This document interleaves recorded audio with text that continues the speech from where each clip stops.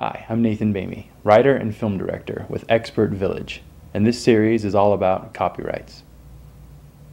So what exactly is a copyright?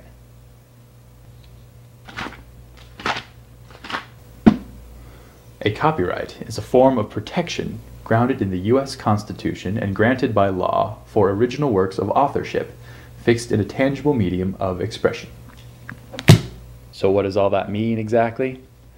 Basically, it means if you can create it, then you have the right to protect it and legally claim it as your own. Copyright wasn't established until after the invention of the printing press.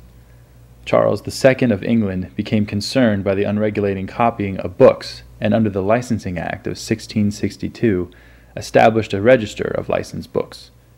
The first real Copyright Act was the Statute of Anne, which gave the publishers rights to their written material for a fixed period of time, after which the copyright expired. Today, copyright has grown from a simple legal concept regulating copying rights to a giant legal blanket protecting things like musical recordings, works of art, computer software, and architectural design. So what isn't protected by copyright law?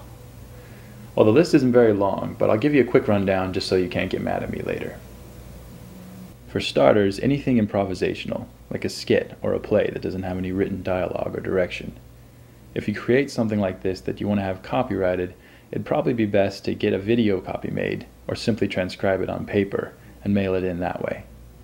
The same goes for a dance or a song that's never been filmed or recorded in some way. You may have created it, but there's no written or visual proof, so you're screwed. So get visual proof. Things like titles, names, short phrases, or slogans.